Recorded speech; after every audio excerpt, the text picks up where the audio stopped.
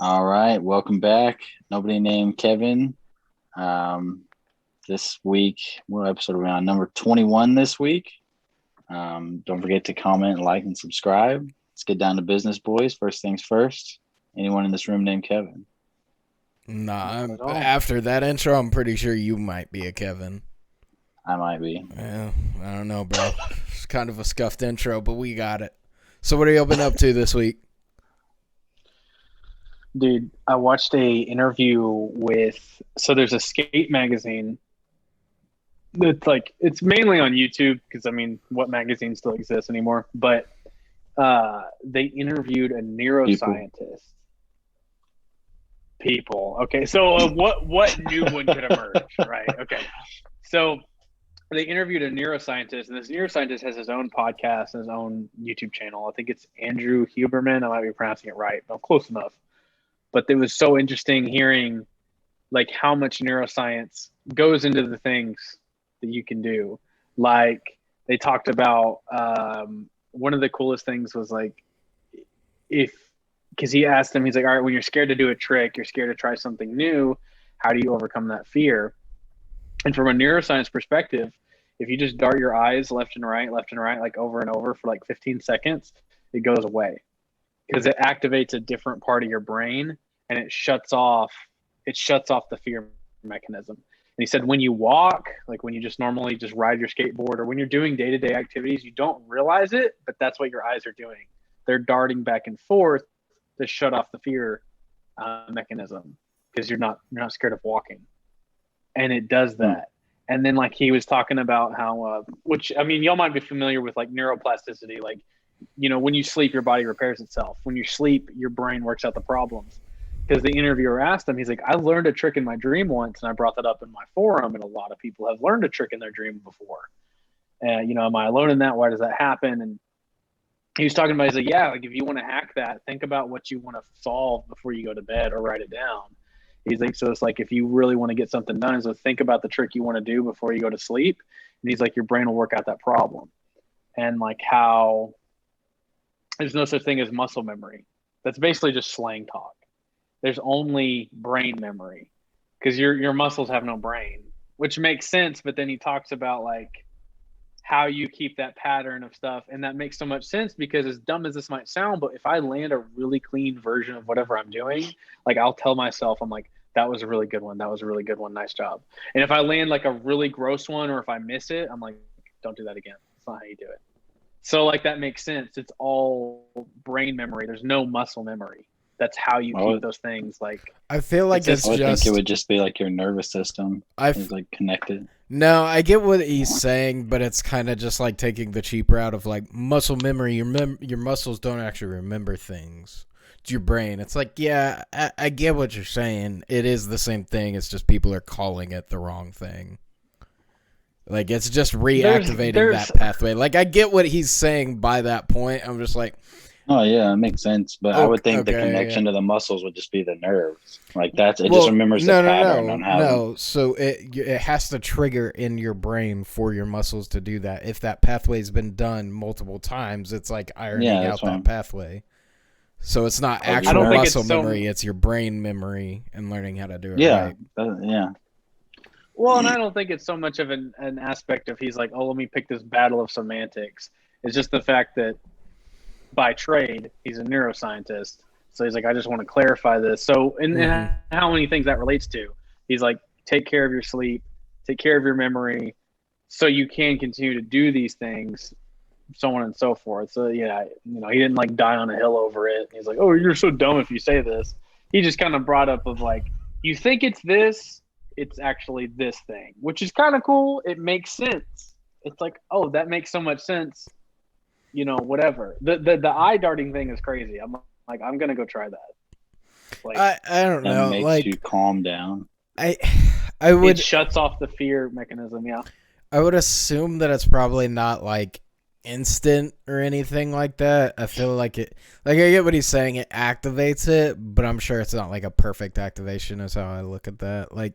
It probably works. It's the same idea of if you just think about doing something else while you're doing something. you just kind of do the other thing without being worried about it. Like I get the idea behind it. It's just a different way to do it. I think it's also like the matter of like him knowing this, like to have like so much like study on it that it probably does. Because then he talks about thinking about other things. He's like, if you think about slamming, of course you're going to slam. But if you only think about making it, there's a chance you also don't make it because you're not allowing your brain to think about what it needs to do. He's like, you have to find that balance of if you only picture yourself rolling away where you're going to like you're basically going to skip the actual doing part type thing. And then that could also result in a slam. And then they got to talking about dopamine because the interviewer brought up, he's like, we've heard so many times, because I've even said this before a lot of times. He's like, we've heard so many times, if you share something on social media, it's more gratifying than doing the actual thing. He's like, is that true? And he's like, yes, but no. And he's like, what that is like, you're not properly educating your dopamine. So he's like, you need dopamine to function. He's like, but you're tying the dopamine to the result. He's like, however, with skating and with anything in life you want to be successful at, if you are tying the dopamine to the progress of the thing, then you're safeguarding your dopamine and it will always work in your favor. He's like, you can't have zero dopamine, but you can't have too much. He's like, so if you start, let's say you make progress in something you're doing, specifically a trick, because we're talking about skateboarding.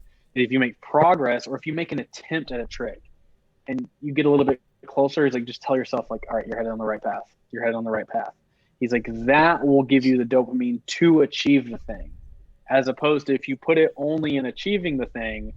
He's like, it just doesn't work that way. And that's why you have that like, I did it, I don't give a shit anymore feeling. It's just crazy. And it's funny because the reason he relates so much of it to skating is because he skated as a kid and he became a neuroscientist. I don't know. I wonder because like I have that brain thing where it's like if I land the trick, I'm like, all right, whatever. Like if I didn't have to work for it, it bugs me. Like when like doing the heel flips, like landed that 2 or 3 times. It's like, okay, cool. Like I didn't work for it, so it doesn't feel good when I landed it. I'm like, that was too easy. So I wonder if I have that same problem of like, because like he said, he's like, you got to tie it to working to it instead of actually achieving it. I wonder if that's what my brain's doing in that instance of like, well, you didn't work for it. You just got it. So it wasn't really an accomplishment. And that's like 90% of people, if not 98% of people. I mean, I feel, you know what I mean? Like if I know I can do it 10 out of 10 times, it's not exciting. Like a shove, it's not exciting to me. Mm-hmm. I don't practice doing an ollie. I know I can ollie. So yeah, like that's the thing. Like, but however, this also comes back to me, not to me. To me, it comes back to like the Eastern, I guess, the Eastern philosophy, or really just Alan Watts of like, he's like in life, you don't know what you want a surprise. And that's so true. That is so true. Because if you know you can do it 10 out of 10 times, it's not exciting. You don't really want to do it. So you have to tie it to the progress of the thing. Because you don't really know what you want out of life, but you do want a surprise. You just don't know what that surprise may be. So there is a lot of that. There is a lot of that of like, well, I know I can do it. But you can tie that progress, you can tie that reward to like being so consistent in it. Can I do 5 in a row? Can I do 3 in a row? Can I do it at the drop of a hat in a game of skate or whatever that you're working on? And that wasn't even part of the interview. I'm just saying like that's really how it feels in all of life. Mm-hmm. No, I mean, it makes sense in the general idea of like you need to work for things, you need to be able to fail.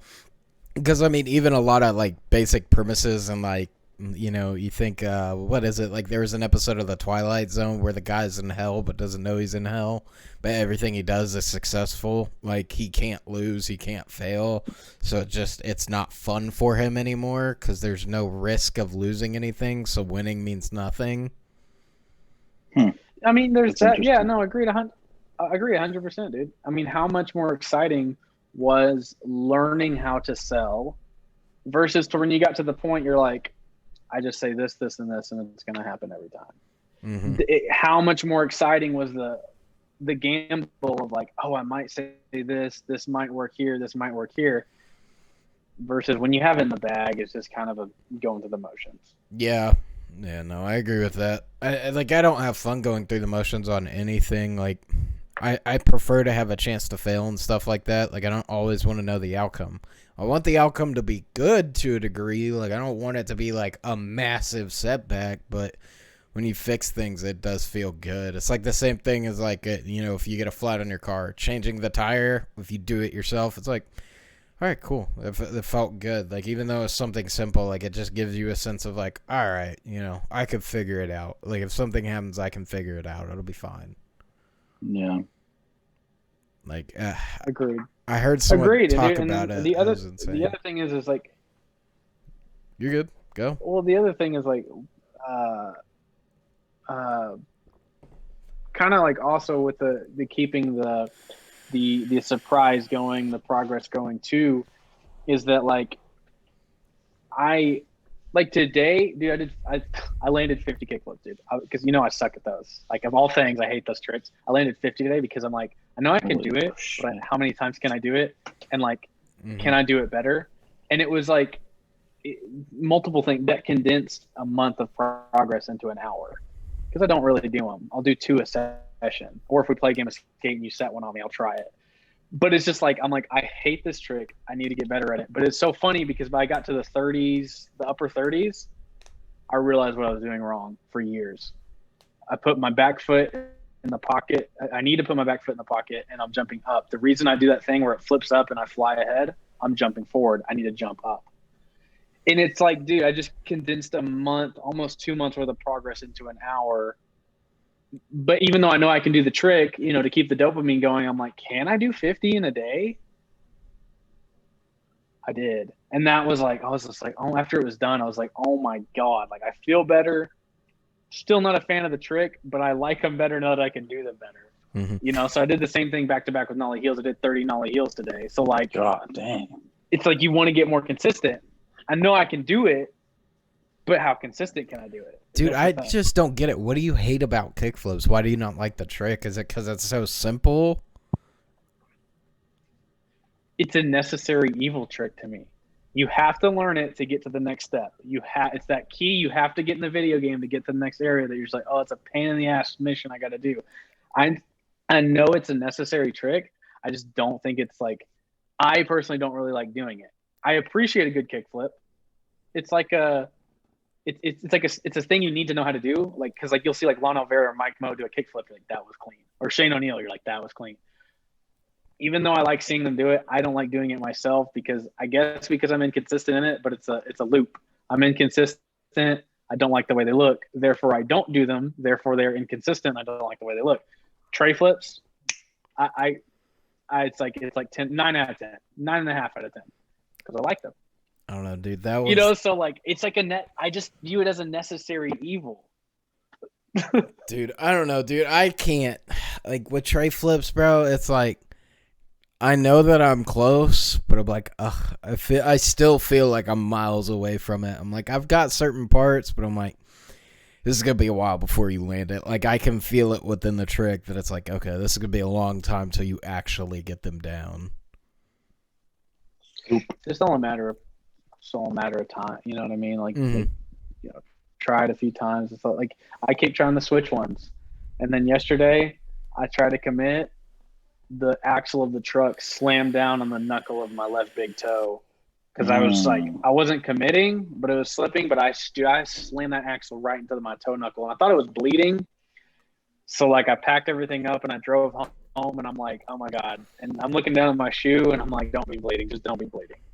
Got home, it was pretty swollen, and I was like, all right, I'm not bleeding, I'm fine. So then, like, I put it in hot water, and then today I went skating again. I was like, I just won't try switch trays. I did the kickflips and the nollie heels. I was like, I'll do something else. Like, but it's like there's a level of passion and hunger that it's like, I might slam my knuckle, I might fall. Like yesterday when I fell, like I slid across the concrete like 2 feet, and like it didn't make my hand bleed, but it did burn.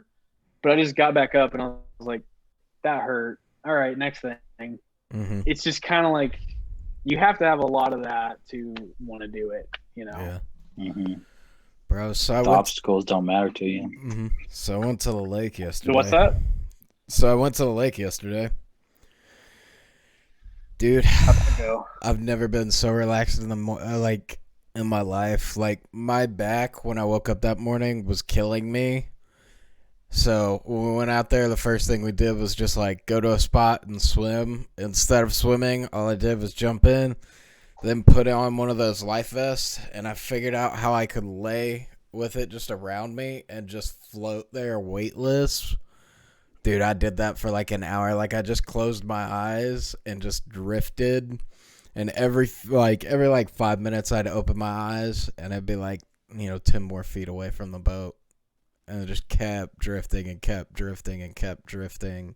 The weirdest thing to me is I don't know if y'all have ever done it, but like being on the lake and having my eyes closed for that long, every time I opened them, it was like all the colors were very, very dull, like I was seeing black and white. It was super weird. I think it's because you're laying down and you're looking up like at the sun, even with your eyes closed.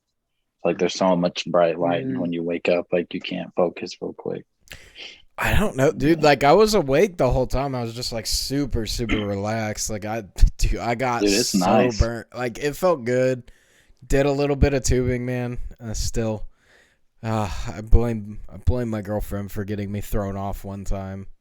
Because, like, the problem with the two-person tube is it becomes a game of who can fight for the middle of the tube. And at one point, literally everything but, like, my chest and my arms were on the tube because she had just slid further and further in. It was frustrating, man. Dude, I love tubing, bro. That's, like, the best part is getting flung off. Yes, it is fun. Dude, I love it when you hit the jumps and stuff like that and it bounces off the wake from the boat. It feels so good, dude. Just the thrill of holding on, knowing that you're close. Yeah. Dude, I've been in one like a long time ago. It wasn't a tube, but it's like a blow up thing that went like, it was like a tube, but instead of being flat, it sat up vertical and you laid inside of it. And like it would roll, so like your whole body would spin across the water because you were inside of it spinning. It was crazy. Why do y'all like getting ragdolled around though? Like that type of stuff like freaks me out.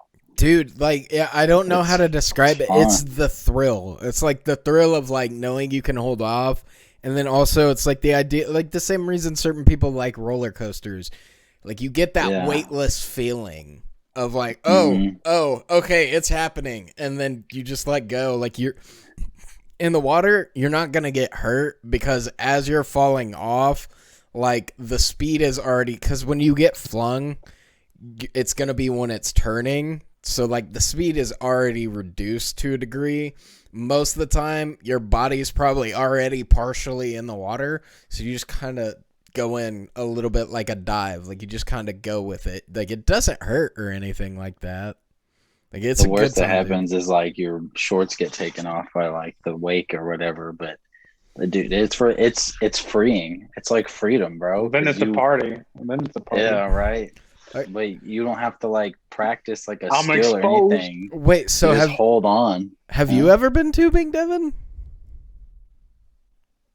So like, no, do lakes. Okay, bro. Water at all. We're losing you. Like your connection is horrible right now. We can stop for a moment if you want to reset your router, but your internet connection it's not working for some reason. Y'all keep going. I'll get it. Okay. Yeah, bro. So, dude, the tubing was a great time. When was the last time you actually went, Quinn? When was the last time you went out to like a lake? Well, to a lake? Actually, not that long ago. Actually, to a lake. Like 2 or 3 weeks ago, I went to Granbury Lake. It was pretty cool, but it was pretty nice. I went kayaking for the first time, and I felt like an idiot. They had like the boats, the kayak thing with the paddles, and Selena was like, "Let's do this." She was like, "I used to do this back in Bible study," and I was like, "All right." And she put me in the front, and she got in the back, and the guy's like, "You just got to go straight, because like there's swimming area. We're going off the beach." And then go underneath this little part where like the dock's like taller, so you can like go under the little bridge part. And dude, Like her brother's in a single one in front of us. He goes, turns, no problem. I'm in front. I'm going.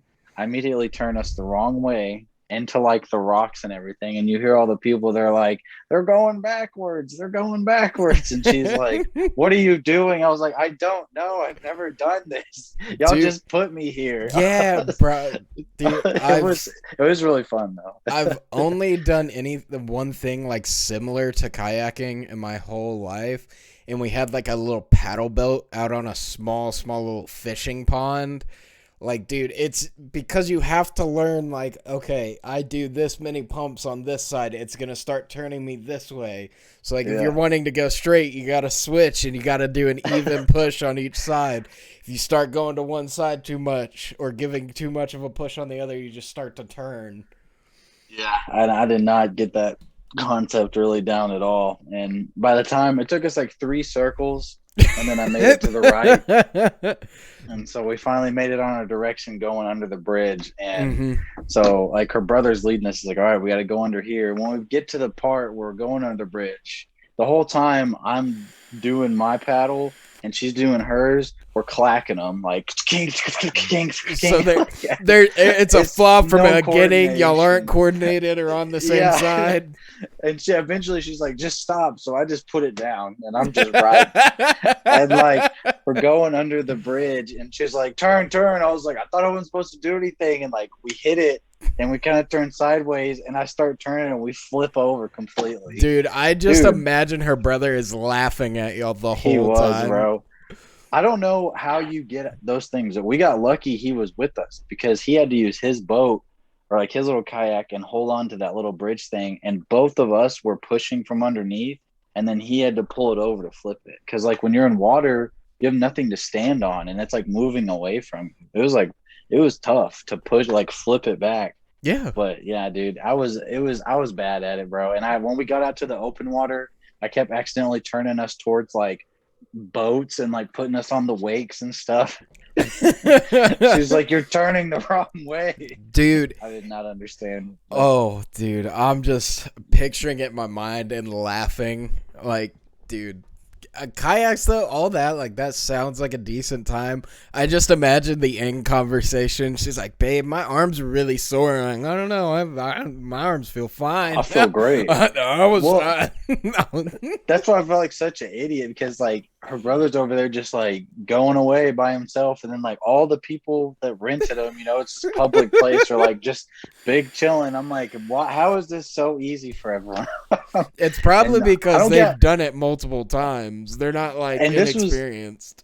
And this was in calm water. Like it's deep but calm. Like I have a whole new respect for people that do this down water, like rapids and rivers. Like that shit is hard, I imagine. Like I don't know how they keep their balance or their strength to do that for like a whole day. That's rough, dude. I feel like it's just doing it enough, right? Like anything you do, you'll eventually learn the skill how to do it and kind of learn to feel it out better. Like I'm sure if we brought you out there like 3 or 4 more times, you'd be like, okay, I kind of understand this now. I gotta get that flow, dude. Every time because eventually after we flipped it, I was like, put me in the back, you go in the front. And I was still clack. I could not get down the flow. Timing, yeah. Because you gotta be in sync. It's, dude, that's, I don't know, bro. We went out to Lake Louisville. That was a good one, dude. It was because it was the middle of the week. No one was out there. Like we saw maybe a total of like 10 boats in total. Chill, just relaxing, not having to worry about other people or anything like that. It was a good time. That's nice, bro. Yeah, during the week's a good time to go. We went on like a Saturday or Sunday, so it was crowded. Yeah, dude. But it was good too. Like we rented the boat for like 7 hours. It was chill, bro. Dang. 7 hours. It wasn't horribly priced, like because we split it between like 4 or 5 people. Like it wasn't too bad. And then like you get free gas with it too. So it's like, okay, well that's not that bad of a deal. It's like a speedboat, obviously, if y'all were tubing. No, it was just a pontoon. It was just a good pontoon boat.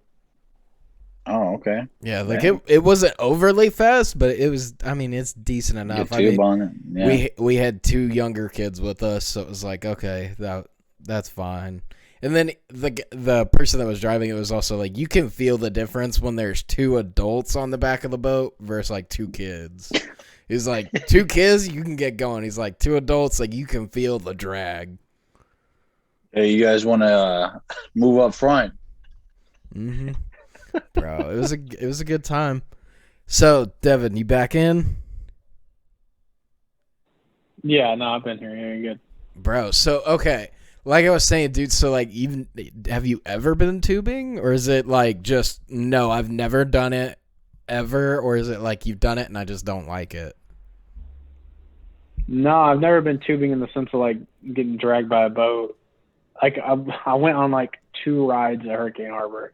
It just, I don't know, just water's not my thing. Even like in the summer growing up, I would just like to just stand in a standing area of the pool. Like, so like, I'm like, so why would you want to get tossed around like a rag doll?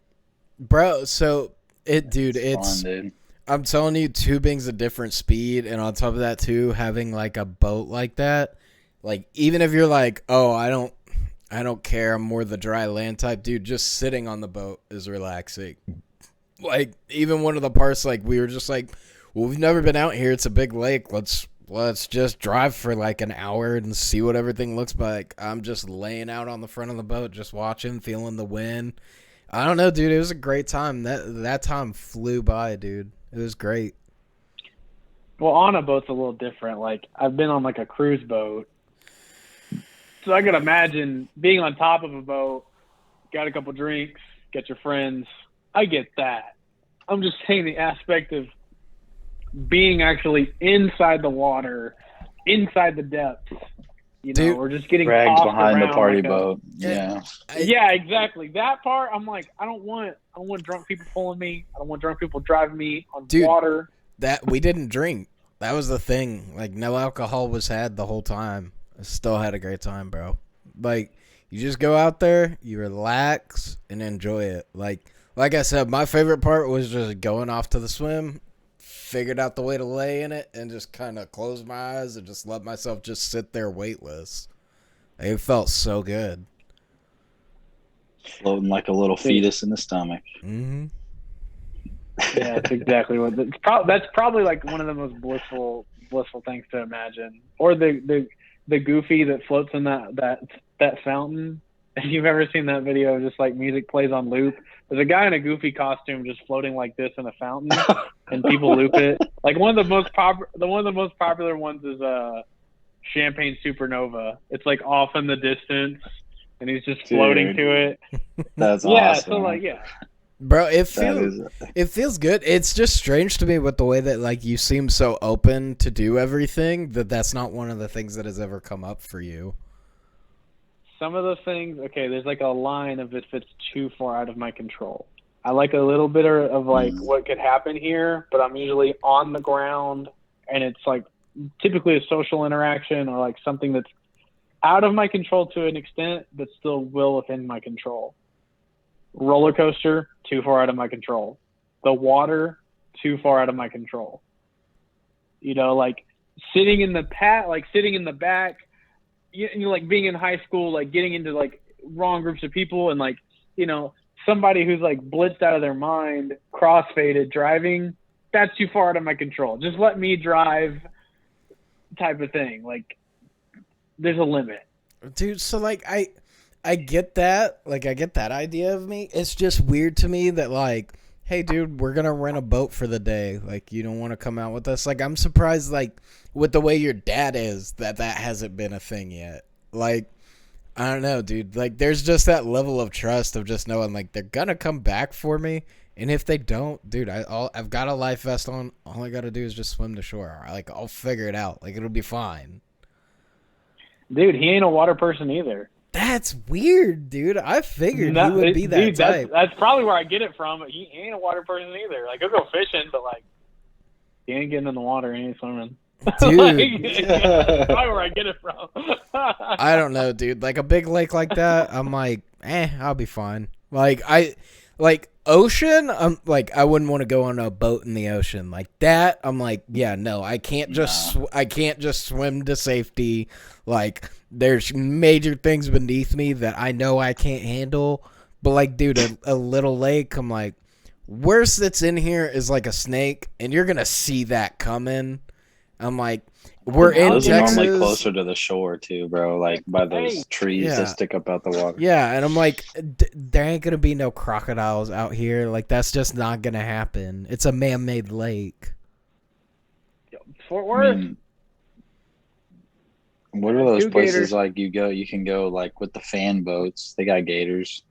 That's like a Louisiana well, that's stuff like or that. Swamp. That is like their preferred territory. Like middle of a lake in like Texas. Like I don't know, bro. That's not very swampy. No, not in Texas. But I'm saying you could go to a lake with an alligator or a marsh or swamp or whatever and still ride a boat around.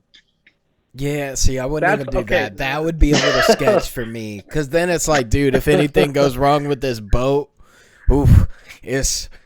bye. I'm done. Like, I'm giving up. I'm not trying to walk my way through a marsh. Like, because let's be honest, like, you get like a mile or two in. At that point, if the boat goes down, bro, you got to haul a mile out.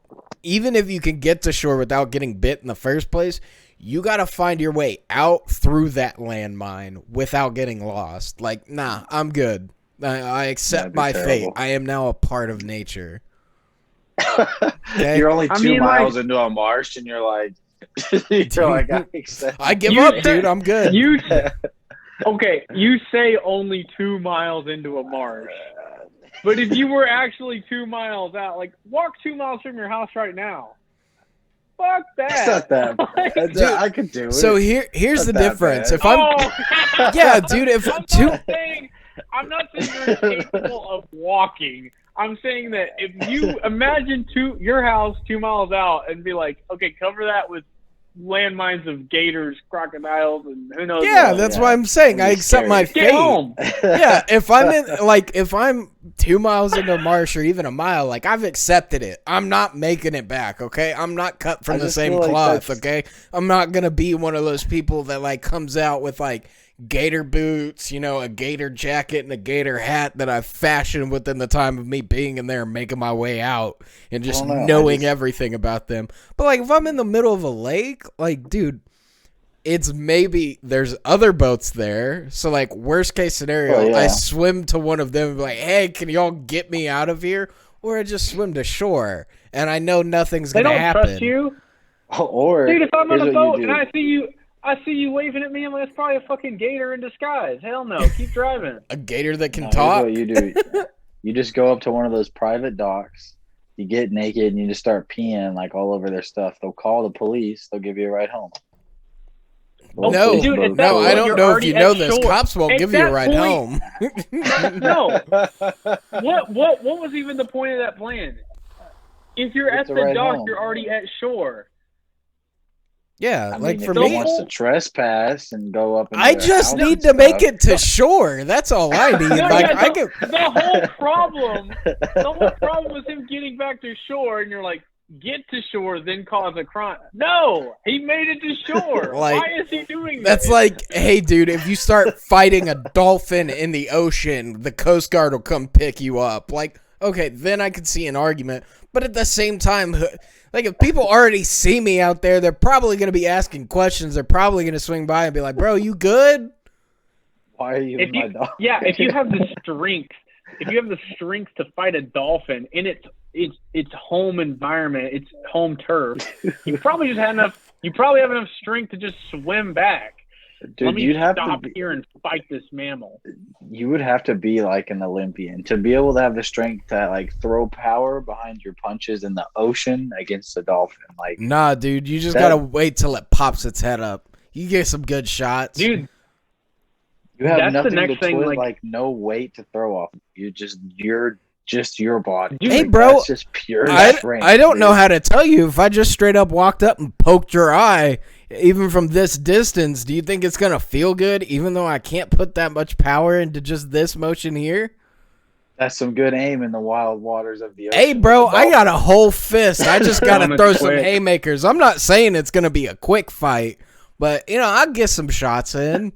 I'll do some damage. He's going to have some stories to tell to his other dolphin buddies. And that's what the UFC or the next boxing thing needs to be, the underwater fights. How strong are you underwater? Like, give them the oxygen tanks, duke it out.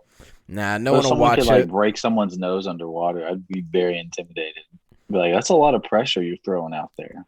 Like, you're pushing through a lot of pressure to get...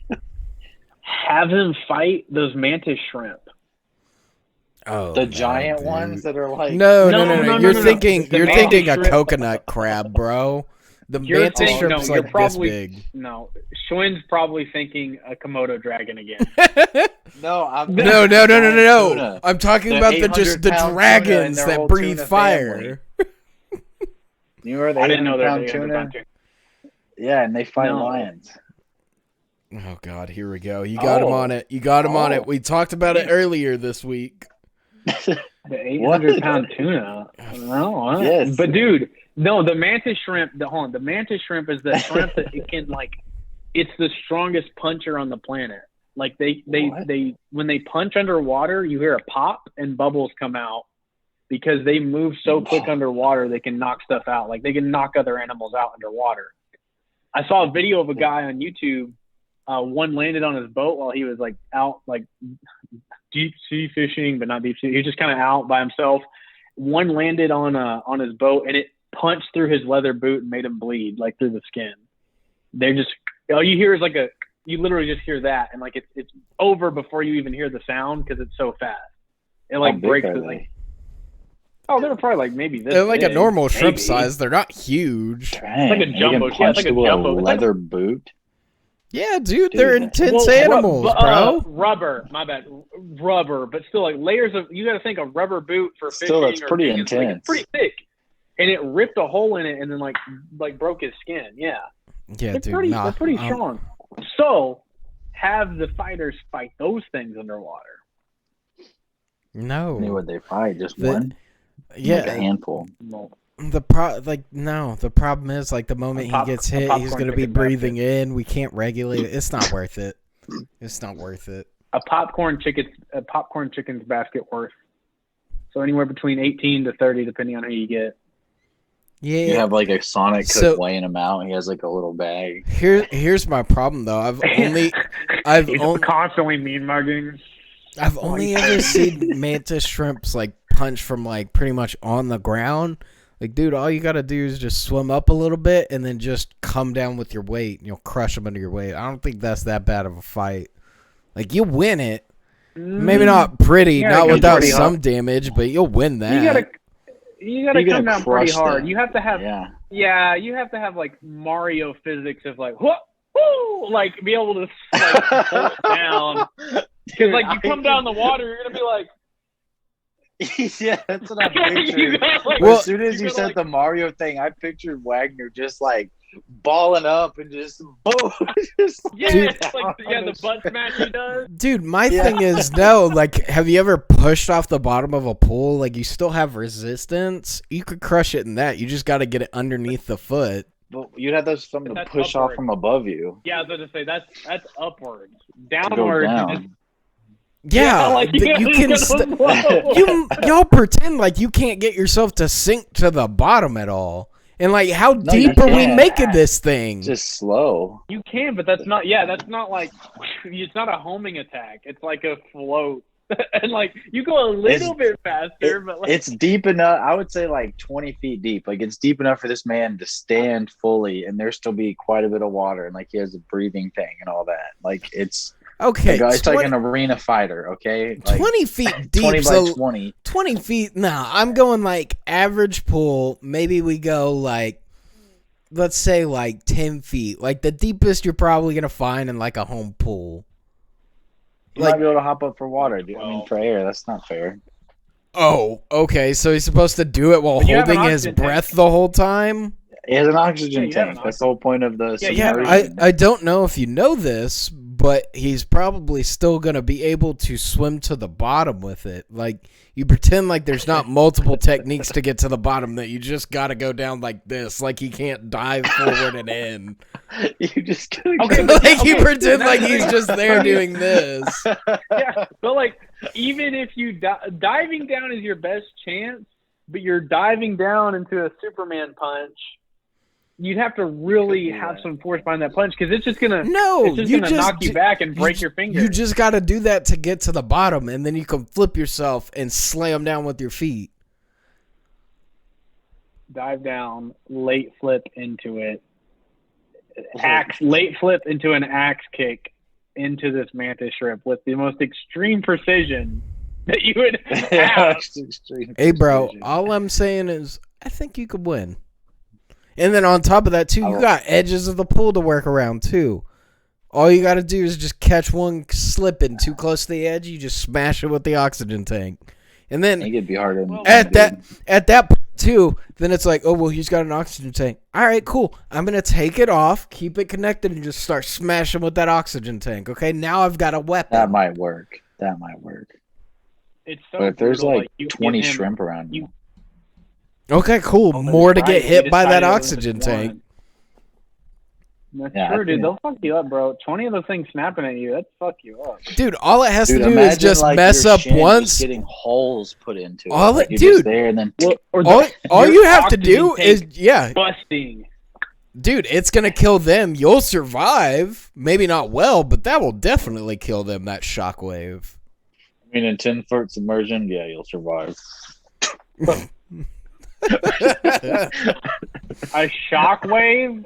Is this like an obvious thing from like some action movie?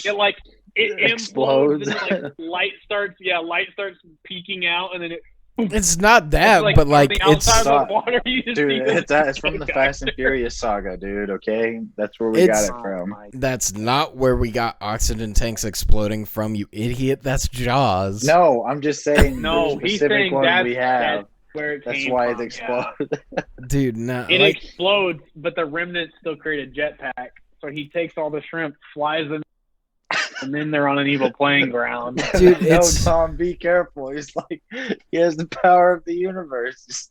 Still ain't stronger than family. Those memes are out of hand, dude. I can't with those movies. Dude. I've already gone a tear on why I can't stay in those movies. I don't understand why you're like, I want to see the next one. You're like the guy that's into Sharknado. You just want to see how bad it can get. They're so entertaining. I love it.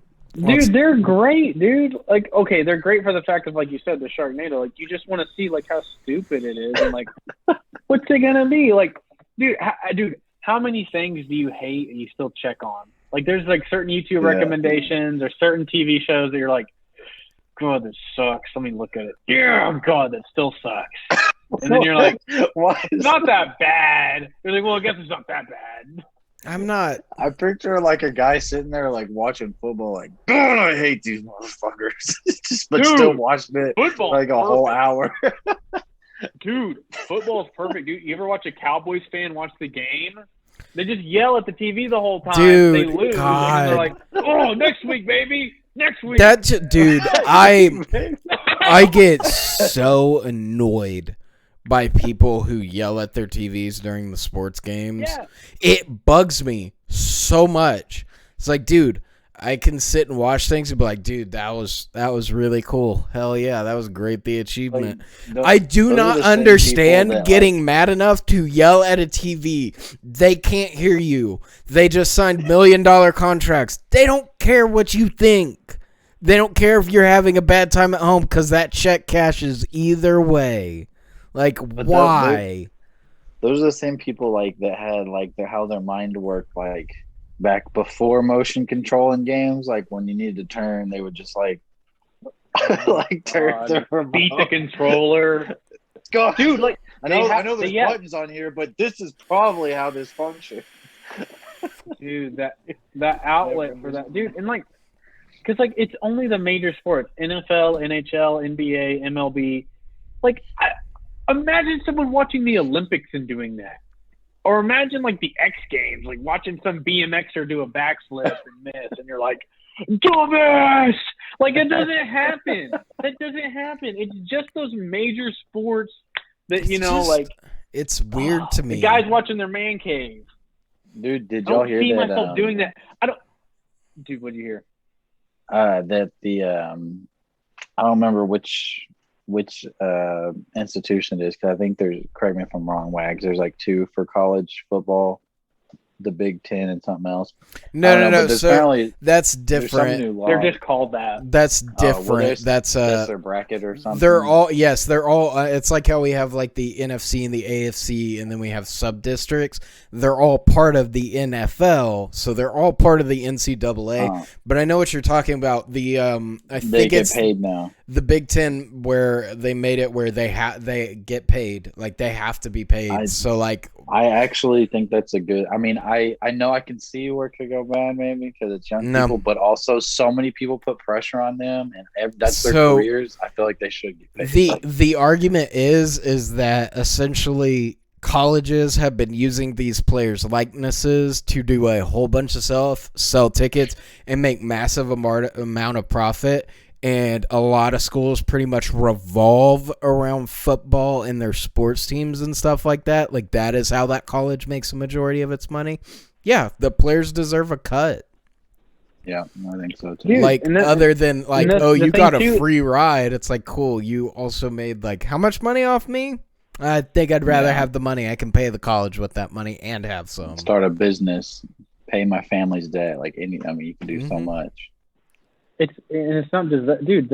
Think about all the video games. They're in video games. No, if you make it to that level, you're in a clothing, video game. So no, here's shoes, everything. Video games, when they had NCAA games, they could not use players' names. So they went through. You would get a generic number on the team, and that was it. Like, you just had numbers. You did not have names associated with those. Now, those players and stuff like that still had the same stats that would have been on those players. They just changed it to where they didn't use their names so they could avoid the likeness issue. Yeah, so change enough of it so only one party makes the money. Yeah, they great value brand. Yeah, they should. They should get paid, dude. That's like, and a lot of them have been getting paid under the table to do certain deals and certain endorsements, showing up for like signing events, autographs, like stuff like that. They're getting paid. The best ones are the ones with the best personalities. So yeah, like, dude, just make it public. Let them get paid. No, I remember when it came out that LeBron literally said, "Yeah, no, I used to get paid to play in college," and everyone freaked out of like, "That's against the rules." It's like, dude, who cares? Who cares? Let them make money off that. They deserve to, and it's going to be a good incentive all the way around. Like, it'll give more players incentive to try, other than, I might get drafted. At least if you make it to a good college team, dude, you could make money off of it, even if you don't make it to the NFL, and that money can set you up for something bigger. Mm-hmm. You'll be set up. Yeah, maybe you're probably gonna blow it all and kind of end up back where you started. But like, dude, the same thing in the music industry. Yeah. So yeah, you're opening up many doors. So people should talk like that. It's like, well, it's a big deal. LeBron broke the rules. Like, okay, well, he's one of the greatest, and it's good that he would come out and say something like that because it makes it okay. And it's like, yeah, this has been going on. Mm-hmm. Like, it's not so much of a not news to anyone. For me, it's not that. It's like, okay, LeBron was, but how many other players weren't? That weren't as good as him. Too. So like, my thing is like, it's not fair to one college to do that if that's not the standard. So it's like, okay, if we're making it the standard that they should get paid, cool. Now every player on there can do it. It's more fair to me. And then on top of that too, like, the most you need to do is set like a salary cap. That's it. You set a salary cap that way. Well, that way you don't have schools just pay to win, just like they do in major sports. You can't just pay to win. You have a salary cap to work within. Well, I don't know about salary cap, but also you got to kind of figure out now. I'm like LeBron has a skill level above your average person, even above your pro people. So it's like, you got to kind of decide too. Is like, okay, everyone can get paid.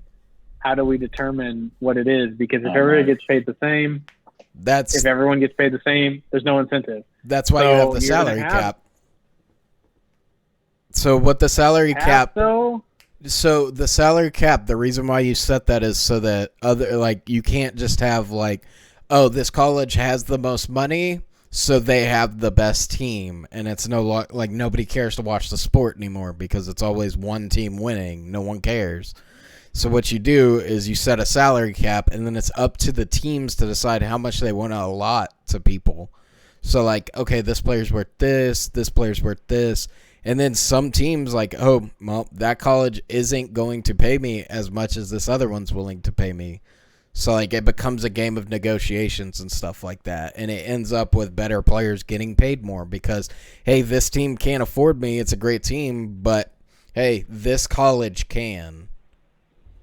But I see what you're saying now, but it prevents pay to win because there's a cap. Yes, you have to do that or else no one cares to watch anymore. Within reason.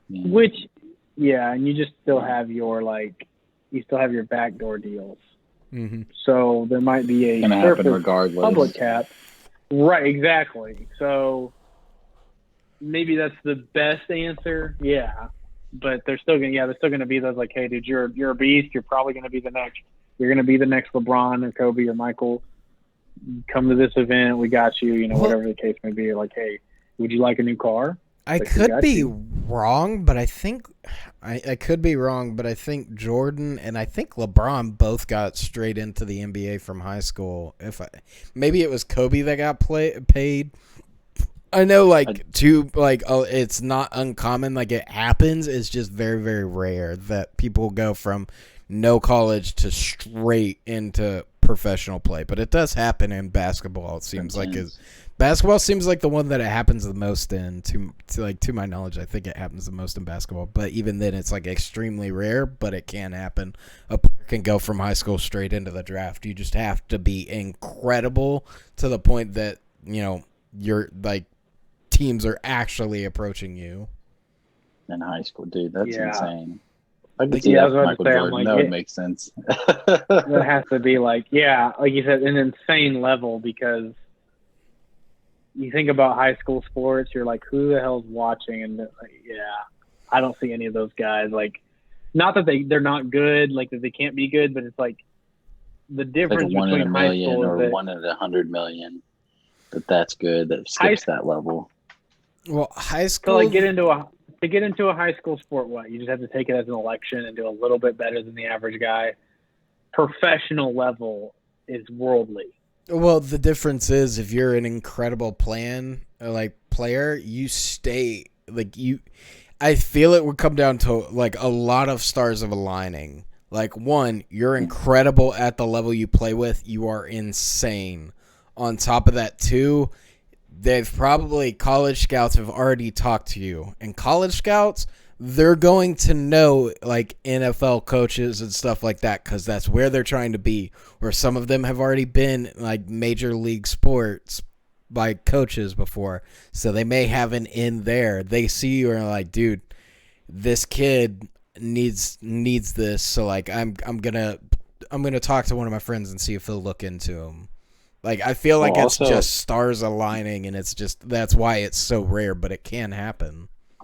Also, nowadays, don't they have, and you can correct me because I don't know very much about it, but don't they have those soccer select or basketball select, football select for those supposedly extremely good kids? It's not part of school, but people that it's are really that do it even more. You can or is it not really that? Getting there's things that you can just get your kids into if you have money and transportation. If your school doesn't offer soccer, you can just find a club to join for your kids. So there's always going to be that. Mm-hmm. If your school's football team you're just hey, they're shit, and I want you to have a better chance. You can do outside. Yeah.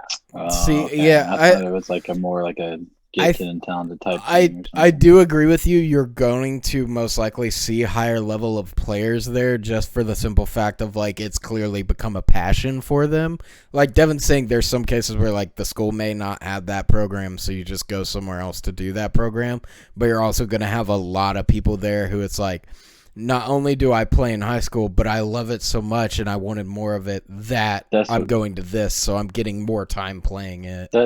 That's my point is, like, nowadays, maybe people, like, can get noticed that way, not just from scouts, but I'm sure there's, or some sort of, I guess it'd still be a scout, but that goes to those games, so, like, not part of a school district. That are just like, these kids are going out of their way to participate in this sport. So 100% that has to be a way that it works as well. Like I'd highly doubt that LeBron only played high school basketball, like, or anything like that. Like, I highly doubt that was all he did. Like, I'm sure he did a bunch of other outside activities. Like he says, he constantly practiced. Like, every day they constantly practice. Like, when he wasn't doing schoolwork and stuff like that, he was practicing. So I highly doubt he was only doing high school basketball. Like, I'm sure there was a lot of other programs he was in and doing. I think that's weird, like, to have a job as the guy who finds talented kids. And, like, you just put people in touch with people. Like, that's just what you do. The middleman. So what's crazy is LeBron James is close to making it into being a billionaire. Really? And he makes more money off his outside investments than he does to get paid to play. Oh, I'm sure he's like a cultural icon at this point, dude. I mean, I believe that. Dude, well, no, he said outside investments. Like, he could have real estate. He could have a business. Yeah, like businesses he's in. He could have, like, he makes more money doing that than playing basketball. So, like, it's almost clear that, like, no, dude, I play basketball because I love it. Like, it's great. Oh, yeah. At that point, he's still doing it. Especially at that age. Hadn't he been doing it quite a while? Yeah, he's up there. Like, I'm sure we'll see a retirement in probably in the next few years. Like, I don't know how long he's going to be able to do that and keep up. Like, even now, I feel like, he did really good with the Lakers, but he can't carry them to a championship and stuff like that. Like, there's still, like, he's going to slow down a little bit. He's still incredible, but we're going to start seeing those emergence of newer players coming out there who are just a little bit better. Maybe not to the same degree, but LeBron's eventually going to slow down. The new age is going to come up eventually. So this is the way that society works. Like, your body can't keep doing that as you age. You're going to age. You can take really good care of it, but no matter what, eventually it will start degrading on you. He'll still always be one of the greats, just like Michael Jordan or Tony Hawk or like Muhammad Ali. Like, just those athletes that everyone knows. Even if you don't, like, I don't even watch any sports, but I know their names and I know what they're famous for because they're like icons. They're like broken records where they've just made impact. Dude, bro, and that, like, that is crazy to transcend that, but also, like, sometimes that bums me out in a way of, like, sometimes I'm sitting here and I'm like, I will probably never do something as significant as that. And that bums me out. Like, to have the impact of a Tony Hawk or a LeBron or a Rodney Mullen or a Michael Jackson or like an Eminem, it's like, you'll probably never achieve something that significant. And that kind of like, damn, like, that's crazy. Like, none of those people know we exist. I don't know. I think I think it depends on your passion, right? Like, I we may never be cultural icons, but it also, I think, comes down to two of what you want out of life. Like, I don't care if I'm a cultural icon or not. It's not my passion. Like, I'm never going to be in a Hollywood movie. That's not what I do. That's not what I'm interested in. So, yeah, of course, I'm not going to have the same appeal that they do. Like, it's like the same thing. Like, how many people out there are, like, millionaires just based off real estate that you've probably never heard their name? Like, you know what I mean? Sure a lot. But that's a lot. But I'm saying, like, none of those people set out to be famous. They set out to be insane. They set out to be insane at what they did. Yeah, they just wanted to do what they did as well. But otherwise, you know what I mean? They'd be doing a different field, or their craft would have suffered to just be famous. So, like, even them as well, they're like, I didn't care for this. The goal is to do what I love to do to this highest degree. I don't know. Yeah. It doesn't bother me at all. Like I'm not bothered by that, knowing that I'll never be what they are. Like that's fine with me. Like everyone has a different route to success. Like I feel like those people probably didn't even know they were going to be there. Like Clayton said, the stars aligned, or like just the right things happened. I mean, I'm not saying they didn't work hard or anything; they definitely did. But like just the right people got connected for them, and they ended up in the spot where they were. They impacted people probably a lot on accident, like just their art, their music, or their cinema, or whatever impacted people. It wasn't them directly, but their expression did, and it's just like. Devin, I'm sure you impact people without even knowing it all the time. Or like as soon as you talked about this, I think I brought this up before, but the story my grandfather told me when he taught an electricity class in the church, and he taught it to I think they were like 8th, 7th grade age. And it was like for one summer. And then like 20 years later, he was in a bank and a guy came up to him and he's like, do you remember me? And he was like, no. And he was like, you taught an electricity class at this church. He named the church, so many years ago. And he's like, I was in it. And he's like, oh yeah. And he was like, yeah, I own an electricity company now. Like he's an electrician. I was like, that's cool. He was like, good for you. And he just said, thank you for teaching me that. It changed my life. But my grandpa at the time was just like, I'm just teaching these kids, just volunteer work. But he changed, he made an impact without even knowing it till 20 years later. So I'm sure you impact people. Everyone impacts each other. Yeah, I don't. That's insane. I don't think it matters. I mean, would it be cool if you're that way? But is that really what you want out of life? If I were to ask you right now, do you really care if everybody knows your name? Most likely not. You probably look at, I want to be financially successful. I want to take care of my kid. I want to make sure that I'm happy and I'm able to pursue the passions that I care about. I don't think to the degree that the people I mentioned were as a matter of caring about what people think or people knowing. There wasn't a number of this many people know me or this many people follow me. It's a different aspect. I'm saying is the dent they have in the universe. It will never be to that degree. Not about they just because of what they did. That many people know them. So the end goal would not be, I need 100,000 people to know me. I need 2 million people to know me. It'd be, I need to do something so significant that it echoes on and it continues to to impact something so largely that millions of people are impacted later, echoing through. Yeah, I mean, not just this number. I think I'm famous, right? It's and the people nowadays are generations coming up are going to be that way. Because of social media are going to be like, I just need this many numbers, but no one knows what the hell they're famous for. But now, a lot of people think Elon Musk is an asshole, but whether he is or not, people are still going to remember him because he impacted us in such a way with technology. And if he does get us to Mars or whatever, or, I mean, maybe, I don't know, Eminem's not maybe he's standoffish in person. Who really knows? But his art and his expression of music and everything, how he gets it out there makes an impact that it goes beyond him, like he's saying. I mean, that it's not the person. It's not about the person at all, really. It's about whatever they produce and put in the world. Elon's one of those accidental celebrities in a way. He was just making a company. He made PayPal.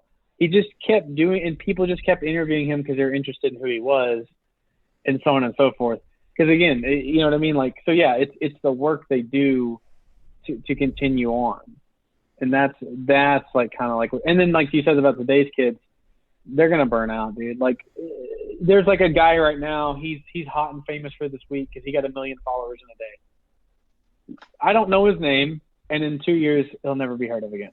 Well, so they still have to do something. Well, that's my thing is you also got to understand that echo that they have isn't gonna matter forever. You know what I mean? I think Tony Hawk, LeBron James, they'll always be talked about.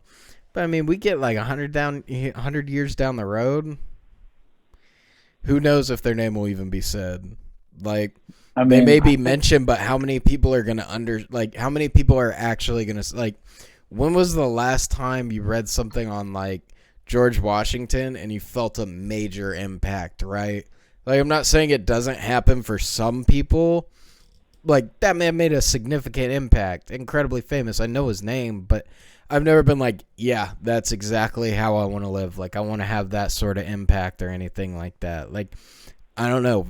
Things change over time. Like, there may not be that same focus. It may be there for some people, but it'll die as everything does over time. It's not gonna be for everyone. It's gonna be for the people there that are searching for it. Mm-hmm. Just like you can find documentaries about Muhammad Ali still today. I mean, and they could still be prevalent, like the word, his philosophy and stuff. Mm-hmm. So. But dude, Benjamin Franklin's still relevant. You still hear, but you learn about him in school. And then anybody who starts the self-improvement thing or the entrepreneur thing, you land on Benjamin Franklin because some of the stuff he talked about and wrote about and his schedule is still, like, to this day studied. So, like, again, that's still an insane echo that it's like, that's forever ago. You know what I mean? And yeah, George Washington, I mean, you learn about him, he's on our money, whatever. So to me, that's still an echo. I'm not moved by anything he did, but I'm not a historian. Same thing, though, is I'm not a historian. Right. I'm not saying moved by those individuals. You're moved by their work. Yeah, like you don't know who they were as people. They're probably pretty shitty. Yeah, it starts to move away from the person and more the idea. You know what I mean? Like, when we think LeBron and stuff like that, like, when I think LeBron, I don't think like, man, he is just a wonderful person. Like, that's not the impact. I see someone who worked extremely hard at a craft and showed how good you can be at a craft if you focus on it. Like, it's more the idea that gets to me. Same thing with, like, Tony Hawk. Like, the ways that he did things and tried to push the sport forward and stuff like that. Like, you're going to remember that he had that drive, that idea of who he is. You're not going to be like, oh, yeah, he did this. It's going to be like, oh, with skaters, he did these. Again, I'm super biased, obviously, but with skaters it's different because Tony Hawk is a nice human being. Rodney Mullen's, like, one of the nicest people you'll ever watch.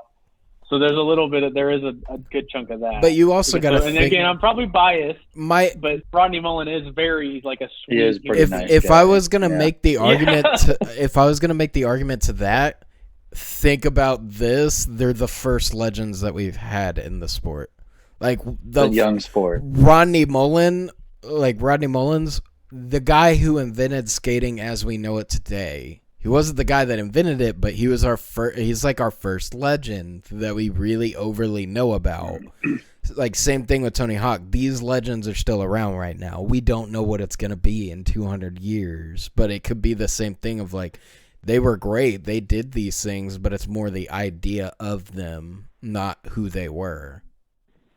It can even go both ways too, though. Yeah. Mm-hmm. I mean, kind of to your same point, you have like I can't think of his name, and like an Andrew Carnegie or a Henry Ford, which could be known to be assholes and treat their employees terribly, but they're still revered. Of like, maybe they, caused a riot and some people died at one of their factories. But the point is, they laid the ground for what we are today. So there is yeah. I agree. It's the idea, like the simple idea of like kind of what I've always said is there's always something to learn from someone, regardless of whether they're good or bad. There's something to learn. It's about taking the good principles because nobody's perfect. Like if you point to me or you point to Quentin or you point to you, any of us, like, there are flaws with us, but there are also those really good qualities, and that's what we focus on, and that's the things we want to see in ourselves. So it's like you don't focus on the bad, you need to focus on the good of it. Yeah, and if you're already a freaking icon, that's probably all that's going to get focused on anyways, unless you left with a bad rap. Well, no, actually, even if you left with a bad rap, that's all that's going to get focused on. As time goes, Michael Jackson passed, everyone was like, "Oh, he was perfect. He was a legend." We're all crying. But then, even though 2 weeks ago, nobody cared. Yeah. Well, every time you die, like Michael Jackson, there was the accusations of him, getting freaky with kids. but it's still like I know that. it's a separation of the art and the artist. Well, like even then, how many people think of R. Kelly as being like really awesome, even though it was literally on him, like on video of him having relations with an underage girl and peeing on her and stuff like that. Like, let's two things. I'm a Flirt remix. R. Kelly, T.I., T-Pain. That's one of the hardest songs ever. And y'all should listen to it after this. I'm a Flirt. And R. Kelly does have good music. And two, did she not get asked to get peed on? Doesn't matter. Did she not get asked to get peed on? Underage can't consent. Did she not get asked to get peed on? Underage can't consent. Mm-hmm. It's underage and can't consent. Underage can't consent. With Wagner, 100%. Dave Chappelle. Dave Chappelle has an amazing bit about this called "How Old Is 15 Really?" And then he compares and contrasts. He's like, this 15-year-old that got kidnapped that was home by 8. She got kidnapped same day she broke out from the kidnappers, got home by 8. And then like he compares and contrasts this other 15-year-old who like I can't remember. It's a completely different situation, but he's like, how old is 15 really? Because he's like, he compares and contrasts all the black kids that get tried at 15 typically get tried as an adult, but any other kids that are 15 is like, oh my god, like search parties out, like all this, like, you know, everything, like stop what we're doing, like they're helpless. Systemic racism. I mean, I get what you're saying, but my thing is that there's other issues with that. It's just the power. Yeah, you have your power dynamics and all. Yeah, that. like there's the whole thing that we got off on. Yeah, the art and the artist. No. Yeah, you just separate. 100%. Like Tekashi. Yeah, I mean, you think about Tekashi, bro. Tekashi was hot for like 2 years, but here's the thing: he knew how to stir the pot. He knew how to go viral. Okay, now he's like, you don't even hear about him, but he knew how to go viral. He knew how to stay in the news cycle. Our current news cycle, which is like, you know, less than 24 hours, really. He knew how to always be in the algorithm. For like 2 years, he was popping. I don't disagree with that, but I've never listened to one of his songs. I don't care to. Like, I that's me being on the outside of not caring about that art for myself. To me, there's like 2 or 3 like bangers like that are pretty catchy, but as the most part, no. But dude, when you're talking about separating the art from the artist, like when they've done something bad or whatever, I hate that, because the Harvey Weinstein thing and Kevin Spacey thing happened when I was on like season 4 of House of Cards, and it just made me feel guilty finishing that show. Why? Kevin Spacey's the main character. They wrote him off. No, but I was him off. They turned it into terrible TV.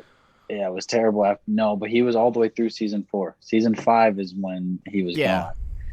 But and how they wrote him off was kind of bad. But like, I liked that show a lot. And then after that happened, I was like, am I a bad person for enjoying this show? Like, no. I felt so weird. No, I was like, how? I know you separated, but still, it was just a weird feeling. For me, it's like, am I supporting a bad person? Like, I don't know. I see. So that's where like you have to make the distinction, like, because like there will be some people who are like, you're a horrible person for that, because you're supporting him, therefore you're feeding him money so that he can play into the same power dynamic. That's why you're a horrible person. Me, on the other hand, I'm like, no.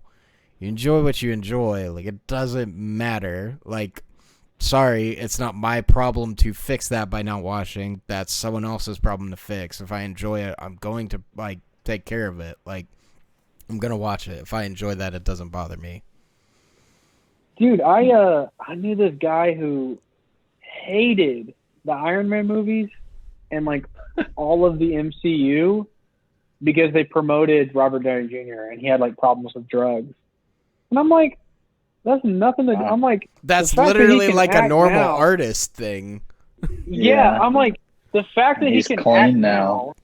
Yeah, I'm like, dude, that's so like close-minded, like whatever. And even if he was doing the drugs, like whatever. You know how many rappers I listen to that do drugs? How many rappers I listen to that went on the outside of addiction?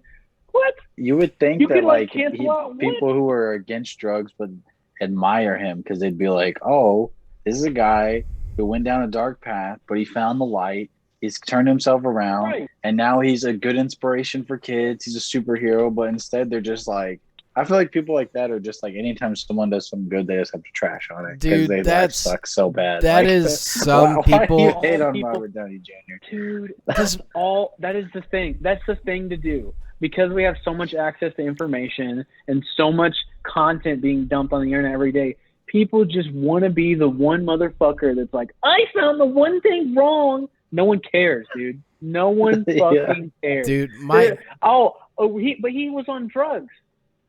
Okay, I'm watching the movie. Can you shut up? Dude, my thing is, and like, unless in this movie he's gonna go on a spiel about how everyone should be doing these hardcore drugs, right? Then I have an issue because it's like, whoa, bro, you're promoting bad habits there. I was actually gonna. Okay, I thought you were gonna say something else. I was gonna say if the movie was like, stay clean, I'd be like, you're full of shit. Okay, no, you might turn a leaf. You might turn a leaf. But I'd almost rather you promote drugs. No, so the reason why, like, I don't like it, it's kind of a little bit of both. The reason why I don't like it is, like, dude, I don't care if your movie's about staying clean and stuff like that. I don't care, because it's going to be just so ham-fisted. Like, if he's like, oh, and we should always be sober, it's like, I don't care. You make me want to do it just because you told me not to. Like, he appeals to that human side of me that's like, oh, you're telling me not to do it? I'm going to do it now because I don't like you anymore. Dude, and the other guilt, dude, I can relate to what you're saying, Sean, too, because, like, what this guy did wasn't even real. I mean, whatever. I guess it wasn't that bad, but we can discuss. Like, when Louis C.K. came back to do stand-up, I'm like, oh, should I watch this? Should I? And then, like, what's the big deal, man? He was jacking off in front of chicks. Hey, he asked for consent, like, you would, yeah, and you would do the same. Like, you know what I mean? Like, I never heard his story, but I know a lot of people got taken down. It's like, can I do this? The reason why he came back is, one, he didn't have that same level that, like, Harvey Weinstein had, where it's like, you got to do this to get this. It wasn't that. It was literally just like, hey, you want to watch me jerk off? Okay. So it was consent, and if they said yes, he did it. If they didn't, he didn't. Like, he didn't. I don't know. He asked for consent. And on top of that, like, there was no power. Like, there was a power dynamic, but he wasn't, like, taking advantage of them. Like, I don't know how to describe it. It was one of those weird ones that it's like, okay, this is a little too much for y'all to try to be going after. Well, yeah, it's not like I heard Terry Crews like came out and said, I think the producer from the Adam Sandler, the Adam Sandler one, production company, Madison company. Right. You know, I don't know what but that one, the guy from that one is apparently, and he's a big man, dude. But that's some straight up like intimidation and assault and everything. You got to think of like Terry Crews. Like, I would feel safe around him, and he wasn't safe. Like, that's crazy. Well, the thing, the Louis C.K. thing, it could happen to any of us. Basically, imagine. Hold on. If your kink got outed, if what you were into got blasted everywhere, and you're like, now everybody knows what I'm into. That's what I mean. That could have happened to anyone. If that freaky thing you're into that only you and your girl know about, or only you and a few girls know about, if that got outed and you felt that kind of public shame, that's basically what happened. I don't know, dude. I'm kind of like, I guess I'm a different speed where, like, part of me just, like, accepts that anything I do will eventually be outed at some point, so I just gotta be okay with it. Like, yes, it could, I agree. I take that responsibility, too. Anything I can do is probably gonna get out one day. But there's a difference between saying, oh, it's gonna happen, fuck it, and it actually fucking happening all the way to the degree of everyone you ever know knows about it. People you don't know just walking in the street like, hey, that's that guy that does that thing. And you're like, yeah, get off of me. I don't know. There's a difference between that. There's a huge difference between that. I guess to a degree, but I feel like I'm just the type to not care, bro. To a degree. Because like, here's my thing. Here's my argument for it. We take what we used to do on my old social medias, and did I ever shame about that? No, I just told you, hey, you took it too far on that one. But at the end of the day, I steered into the skid, accepted it. I feel like I'm just a different animal to a degree. Dude, just okay. Again, like I don't know. Just imagine like take whatever the weirdest thing you do is, multiply it times 2 to make it weirder to other people, right? And imagine you go into work and your manager knows about it, and you know your manager knows, and it's like, it's just, I don't know, man. There's certain dynamics that the difference between saying you don't give a fuck and then it happening and then like, okay, this is uncomfortable. Hold on. Clayton doesn't care about. Let me give you. Hold on. Okay. I was gonna say if it was like grandparents or uncle and aunt saw the video. There we go. That's a weird dynamic now. It'd be weird, but I'd be laughing more at how awkward they would be about it. Like at the end of the day, it's like, yeah, I did that. So what? Like, I don't know, dude. I'm like a different breed when it comes to that. Like, okay, hang on. Go ahead, Dave. What are you gonna say? Okay, I'm still calling bullshit, but I'm just like trying to find a way to maybe get close to the feeling. Like, y'all ever like jack off? And then you go out in public, and then you have that feeling. You're like, they fucking know. They fucking know I jacked off. They know I just did that. Everyone's looking at you. It's like when you're high, bro. Dude, you're like, they know I smoke. Yeah. It's just that paranoia. You're like, dude, they know, and they don't. You know, I'm not like rocking the boner or something. I'm just like, God, they fucking know I jacked off today, bro. It's like they know I'm into that thing. I don't know, dude. Like, I don't care. Like, maybe it affect me for a little bit, but I don't care. Like, it's more just that thing of, like, the thought would cross my mind, but, like, whatever. Like, just move on. Like, I've never, like, you're talking about this, like, do they know if I jerked off or not? I don't care. So what if I did? Like, you've probably done it, too. It's like peeing in the shower. Like, why, like, oh, you pee in the shower, that's gross. It's like, yeah, so do you. I just don't care. It's just like it crosses, but it's like I don't care. Like it crosses for a moment. I get that split second of thought, and I just don't care after that. I picture your coworker walking up and be like, "So did you squeeze out a fat one today?" And like, this morning. Yeah. I just don't care. There's a separation between coming and pissing. Like, you know, like you just touch yourself, you're dirty. You know what I mean? It's like, oh, you took a piss, it's taking a piss. You know what I mean? Like, it's just... Unless you piss on someone. See, my thing is understanding that anything I do, someone else has already done it before, so who cares? And, like, I play the odds on that. Like, not like... What if your kink got out there? Okay, there's no way in hell that I'm the only person with this kink. Like, I guarantee you there's an outspoken community about it. So why would I care? That's your backup. That's your defense. You're like, here's this outspoken community that defends a bunch of people do this. Dude, think about... It's not weird. Think about how you... Okay, so, like, let's take it to a degree. He's saying that to us in a panda costume. He's like, chill the fuck out, guys. So, no, Here's my argument to that. Think about the people who are arguing in favor of we should reduce the age and we should be able to sleep with whoever we want. Like, literal pedophiles who are not shamed about it, who don't care. Right. This is the way I am. Whatever. They're not the only ones that think that way. So why would they care? There's always a fallback community to that. Like, even if the rest of society shuns them, those people still exist. Like, and you don't think that the people around them know? Like, you know what I mean? Like, yes, there will be a split second where I'm like, oh, that was a bad decision. But at the same time, like, okay, so what are the ramifications? Like, other people have done this. What does it matter? The whole pedophile thing, I'm just picturing, like, the people around them know. I'm like, how does that one come up?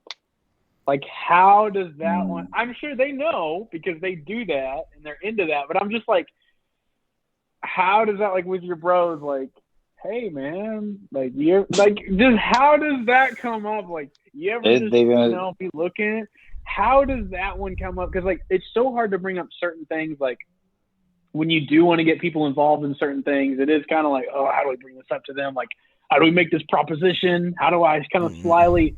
That one is so far up there that it's like, how do you? It's just like if one of y'all was a pedophile, like, I couldn't be friends with you anymore. Like honestly, like I'd be like, dude, that's wouldn't blame you know what you work. Yeah. Yeah. Well, that's the thing. I'd be like, y'all were cool. That's way too far for me. Say what you want about me. You know what I mean? But like anything else y'all were into, I'd be like, yeah, not my taste, but that's cool, man. Like if one of y'all was a furry, I'd be like, not my thing at all, but let me know how the convention goes. But that's the one thing I'd be like, dude, we can't be friends, dude. This is fucked up. But that's just it. Like my idea, friendship. Like do it. My thing is like there's your family relationships as well. There is nothing that I have ever done that is that bad. That's why like I don't care, because at the end of the day, like people are gonna accept me. Like, you know what I mean? Like if my major kink came out, it'd be like, okay, like people are gonna be awkward about it for a little while, but I mean stuff's gonna move on. Like my life isn't gonna drastically change. Like when I say like I know what I do, and that's why I do it, is because I go into it with the mindset of everyone found out, would I be okay with this? Like, yeah, dude, I don't care. The people who are important to me won't care either. They'll be like, okay, like it's not my speed. Like you said, that's not my speed. Okay, hey, that's fine. It's mine. Wags over here living his best life. Yeah. Well, it reminds me of that J. Cole lyric. He's like, what you eat don't make me shit, and who you fuck don't make me come. Because it's like, look, man, my thing's out there, but I'm gonna keep doing it. I ain't gonna stop coming from it. So exactly. That's why I'm like, why? That's what I'm saying. Like, I feel like you're starting to understand my mindset of like, I don't do anything that's drastically that bad, so it just doesn't like. I'm not worried about it. Like the whole like mindset of like, if you wouldn't do it in public, don't do it. Like that idea. Like if you're not. Okay, there's a lot of things I won't do in public. Okay, because there's laws against it, but but you get frowned upon. You get what I'm saying is like if you wouldn't do it, and like you get what I'm trying to say is like the idea of like you wouldn't do it if you actually thought it was that bad. I've heard the saying it was like, don't do it if someone was watching, or don't do what you would do if you thought someone was watching you or something like that. But that's terrible, because part of what makes it hot is sometimes it's somebody watching. So that one doesn't work. Yeah, that's kink shaming, Quentin. Okay, that is literal kink shaming. That's the theme of the conversation with somebody watching you do it. But like, I think like I'm learning. I mean, hey, I ain't doing this solo. I ain't doing this solo. Well, it's just like I think like. Oh, you're good. Yeah. Oh no, you're good. I'm gonna go down the same rabbit hole of like, dude, you're not like if you're gonna do it in public, like if you're gonna do it in private, you go into it with the mindset of like one day this could get out, so like why would you care? Like, you know what I mean? Like I don't do anything that I'm not comfortable with anyone else finding out about. Like, yeah, so what? I do that. What do you have a problem with? Okay, so there's like part of that, but there's also like there's a certain level your animal brain gets to in the heat of the moment that maybe you start doing some stuff that's way out of normal, and then after the good part, you're like, oh my God, I can't believe it just happened. Like, I'm disgusted. Yeah, I know what you mean. And then it happens again, and you're like, okay, maybe that was just that one time. Let me try it again. And then again, you're like, I'm so gross. Why do I do that? There's a certain level the shit gets to, and then you're also like, not that I would not want that to be out there, but I'd also like, I would feel that, fuck, it's out there. That's what I'm saying. What are you going to do about it? Exactly. What are you going to do about it? But there would still be a weird connection of like, Louis C.K. famous, millions of people know it. There's a different level. Like, if everyone found out something about me, that's like 100 people. Yeah, it sucks, but whatever. But here's my argument. If you are that famous, dude, you've got the money. It doesn't matter. Yeah. Like, if you were that famous and you're smart about saving, like, at least in my mindset, like, if we ever got famous or something like that, hey, if I've gotten famous enough to be canceled, I've probably saved up enough money that it doesn't matter. And I guess maybe that's part of why I think the way that I am, is it's like, I'm going to always be making sure my future is secured in things. So it's like, oh, hey, you're going to get canceled. Okay, cool. By the time I get canceled, it would be big. Like, I would hopefully have enough money that it doesn't matter to me. Dude, if we were to that point, there's so much ammunition that people have in all of these episodes that they could throw at us. Oh, yeah. Oh, as time goes on. It'll happen one day, but hopefully we get far enough that, it was all worth it. Hopefully we get far enough where we have a little blip on here with Alex Jones in the corner. Not even that, like, how many, after so long, how many of those, like, Curb Your Enthusiasm memes could you make? You know what I mean? Of, like, where the guy says one thing, like, I'll never do this, or I think this is dumb. Cut to the next clip of them doing that, like, years later. Oh, yeah. And they play the da-da, da-da, yeah, and it's funny, but then part of me in the back of my mind, I'm like, that's so far apart. Like, but I get it. It's funny. I take it for what it is. Mm-hmm. Yeah. But that, I don't know. Like, I feel like I've slowly kind of won you over to my side of, like, yes, it would suck. I'm not denying it would suck, but, like, dude, you'd move on. It doesn't matter. You'd eventually realize that. It's just how quickly will you come to that. I just feel like I come to that quicker than most. Well, yeah, there's no, like, if everybody knows everybody, there's not like you're going to undo that shit. So it's like, all right, cool, whatever. But yeah, but I'm saying, like, I was just arguing to the point of, like, you're going to care. You're going to care to some degree of, like, damn, like, but it's out. And then you're going to have that slope of, like, getting over it. It's not just going to be straight flatlined. I don't give a shit about anything. It's not true. Well, like, I know, but, like, what I'm saying is, though, like, you'll get over it, but I'm quick like that. I'm quick. Like, it sucks, but, hey, bro, steer into the skid. What does it matter? Like, if Louis C.K. been like, hell yeah, I did that, what of it? Like, dude, there's other dudes that probably do that same thing. Like, hell yeah, I'm definitely following this guy. He represents me. And how many dudes were like, you know what? I think I'm going to try that now. Exactly. That's my point. Like, it sucks in the moment, but there's a light at the end of the tunnel if you believe it's there. Well, I was going to back you up, Wags, just his philosophy on life. I think I could see you getting over it pretty quick, because I remember in high school, like, a couple of girls' nudes got like released on Twitter or something. They got passed around. I remember asking you, I'm like, dude, what would you do if, like, you had a dick pic that got just passed around the school and someone came up to you, and, like, showed it to you? You were like, I look at it and be like, yeah, that's mine. Yeah, your exact words. And I remember laughing so hard because I was like, I didn't expect that answer. Yeah, that's mine. Like, who cares? Like, yeah, it's out there. What are you gonna do about it? Like, I mean, what am I supposed to do? Feel shamed about it? No, I take that picture wanting people to see it. One person probably not. Oh, dude, You have to. I don't know if you know this, Quentin, but there's never been dudes who are like, "Oh, I don't want multiple people to see my penis." Okay, I'm confident in it. I like it. If they see it, good for you. Give me your thoughts. Grade it. I'm fine. Yeah, I'd rather not share mine. I mean, I was going to say, there's plenty of dudes that say that. Again, after a while, you get over it. But in the beginning, it was like, damn, I don't want anybody to see this. And then after so many, you're just like, you know what? It probably is out there.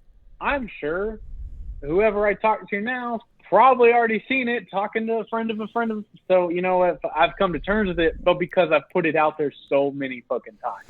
In the beginning, yeah, it was like a one-on-one. Now it's like, you've probably seen it already, but here it is again. Like, whatever. Yeah, like, I don't know. I just have that mindset of, like, whatever. Like, because, like Devin's saying, I just felt like I got to that quicker. Like, you know what I mean? Like, cool. I don't care if you've seen it, because obviously, if you've seen it, you, like, at this point, it's been passed around. It's not like you accidentally saw it. Like, you pursued it. You were interested. So why would I care?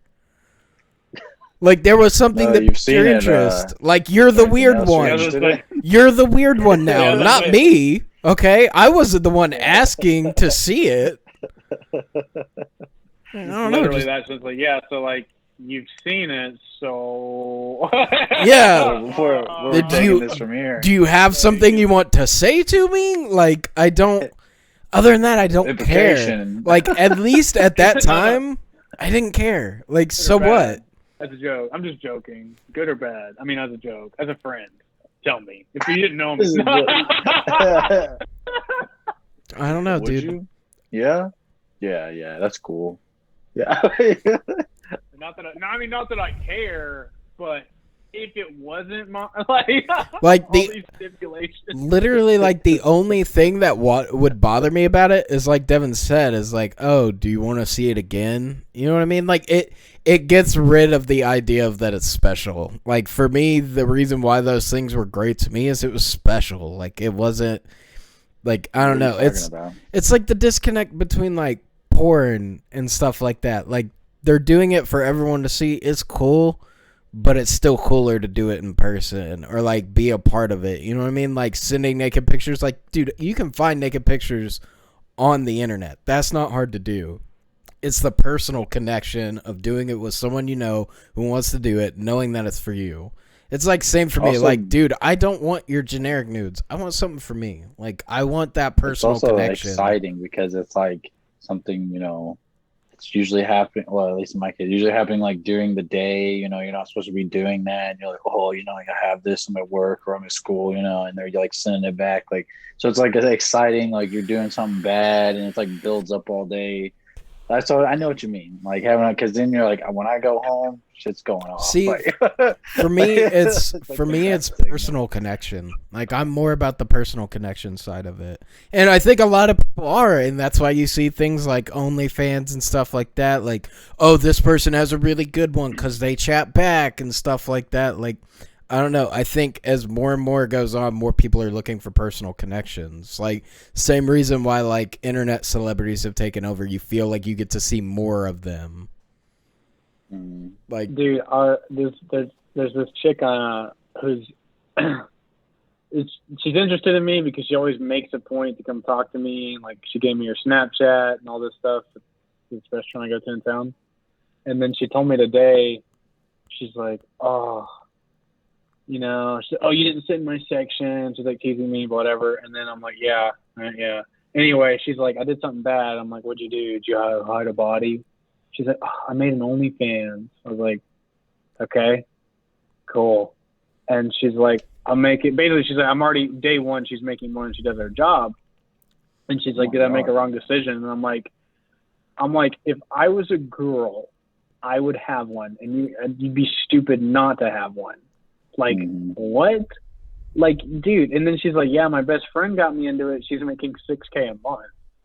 I'm like, I would be on that already if I was a female.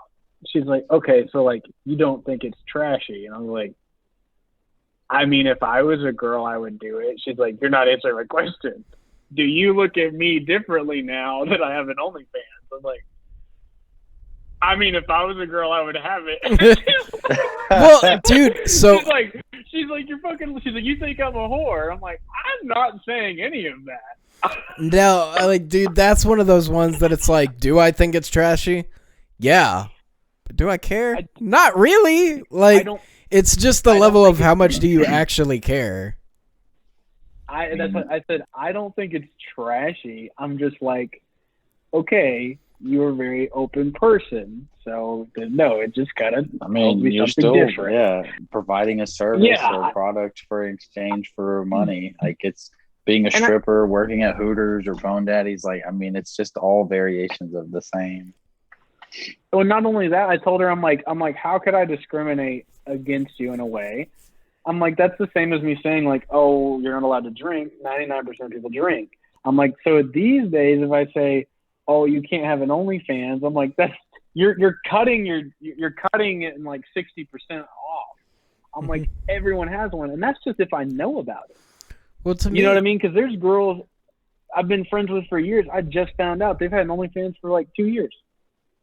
You know, so like, whatever. They probably don't want to promote it to their own social circle. Right? Exactly.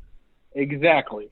Mine is I Who doesn't have one? To me, it also just depends on who you are, right? Like, and what the person's looking for. Like, so what if I do have a problem with that? Maybe that's just a way to show that we're not compatible. Like, what does it matter? Like, why? Like, why do you care so heavily of what my opinion is on it? Like, so what? Like, if I'm not comfortable with you having an OnlyFans and that's what you're doing, like, cool. That just tells me that at some level we just aren't compatible in that manner. Like, that's just, hey, that's just a sign to me that we're not. I'm not saying that, like, we couldn't date or anything like that. It's just, like, this is clearly a different level of something that I'm not attracted to, and it probably describes why our personalities won't mesh. Like, why does that matter? I think personal choice-wise, like, you should be allowed to do that. If that's what you want to do it. Doesn't matter. Well, you got to think, like, she wanted to tell me, obviously, because she barely knows me. So she wanted to tell somebody, and she wanted to get social validation, social proof, like it was cool to do. That it was okay. But there's also, because she doesn't know who to tell. Because she's like, I didn't promote it to my social media because I'm like, I don't want people knowing. And then you also got to factor in this. She's consistently, like, talking and, hey, what are you doing tonight? What are you doing tomorrow? So she cares to some degree of, like, is this guy attracted to me more or less? Is he now not interested? Because so of there's this, so many factors in that question. And then also, like, I told her, I was like, you're going to eventually get over people doing, like, I'm like, everyone now at this point, most people I know just put it on their main page. They don't really give a shit because it's normal. I don't know. My thing is, I just don't. I just don't think about that. Like, I don't know, the acceptance of, like, hey, maybe we're not compatible. That's fine by me. Like, so what? You'll find someone else. We'll find someone else. Like, so what? So, like, I think what I'm trying to say is, like, huh? Like, I get what. Would you let your daughter have one? I mean, it's her decision, not mine. Like, I don't plan on having kids. In the hypothetical, you have a daughter. Personally, it's the same way that I feel about, like, my girlfriend having an OnlyFans. I probably wouldn't date someone with an OnlyFans. That's just not my speed. That's not my thing. But at the end of the day, like, I'm not gonna shame you. I don't care if you do it. It's your thing, not mine. It's your decision to make, not mine. So, my kid having an OnlyFans, like, hey, I don't like that you're doing it, but I'm not gonna tell you not to do it. It's your thing to do, not mine. Yeah, your preference is your preference is no. Really? My preference is no, but my thing is, like, I have no right to tell you not to do it, and I have no right to shame you over doing it. Like, obviously, like, if my daughter did it, so what? Like, yes, I would be like, hey, I probably wouldn't do that. You should understand the ramifications of something like this. But hey, if you fully understand those ramifications and you decide to do it, hey, that is your choice to make. And if it's a mistake, it's your mistake to make. And if it's your success, it's your success to make. Yeah. You happy? Yeah. You making money? Yeah. All right. Live life, kid. Yeah, like, that's just kind of how I look at it. Like, is the idea of, I don't want to see it. My thing is, at the end of the day, like, stop looking. Stay off of my feed. No, it's just I'm on there a lot. It's just stop looking to other people for validation in it. Like, dude, do you think every decision I've ever made in my life my parents approved of? No, it doesn't matter. It was my choice to make, not theirs. Like, I think it's something with the new generation, and I would say ours as well, coming up, because we have to get validated on social media. So we search for it in our peers in real life more often than older generations, I think, and decisions that normally you wouldn't. I'm not saying you shouldn't ever do that, but we do it more often than people before us. Social validation's been around forever, dude. I mean, in kindergarten, who had the coolest Velcro shoes? In kindergarten, you know what I mean? Who snuck a Pokemon card to class and was like, "Oh, that's like the cool card." Like, who? That's social validation at a 5-year-old and 6-year-olds. The social validation is ingrained into us. You're looking around to see if what you're doing fits into the environment. Is this acceptable? Like, there is that. It's the same reason you don't go shirtless in public. typically frowned upon. You don't really see many people do it. You can say you don't care, then it's like, okay, then do it. Well, I just don't want to. Okay, then now it's like. My thing is, I've like, seen people do it though. My thing is, to a degree, like, don't do it. I get what you're saying, but it's just the idea of, like, it doesn't really matter. Like, if you are shirtless, it doesn't matter. Society may have put pressure on you to do that, but, like, dude, social validation, like, it can be unhealthy if you don't do it right. Like, can it be good for you? Yes. But, like, at the end of the day, like, even when I've called Devin and be like, hey, dude, am I doing something wrong here? Am I crazy? He may tell me, like, yeah, you're crazy. You need to chill out. And I could just straight up disagree with them, and that's perfectly fine. Like, my thing is, like, be okay with not everyone being okay with every decision you make. Like, it does not matter to a degree. In a way, that's still social validation. Because you're like, okay, I am crazy in my thinking.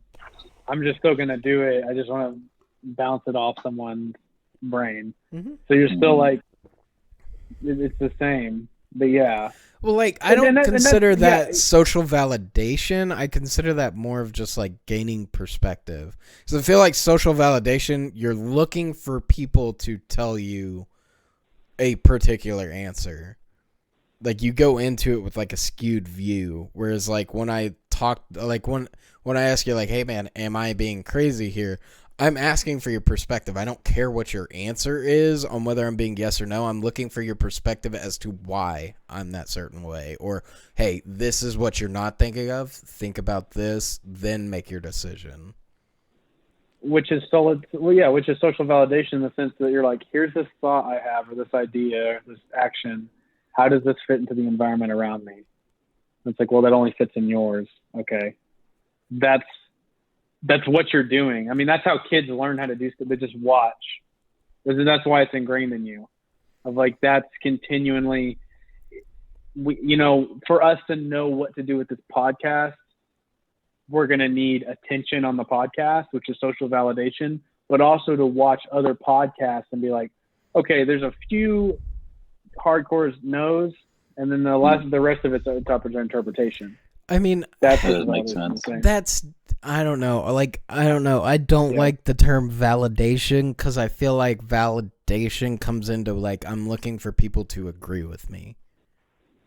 That's my only problem with the word. That would be social acceptance.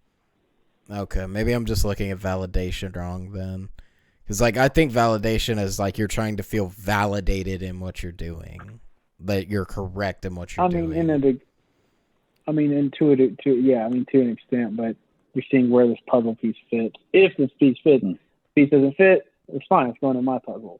But yeah, I mean, that's, yeah.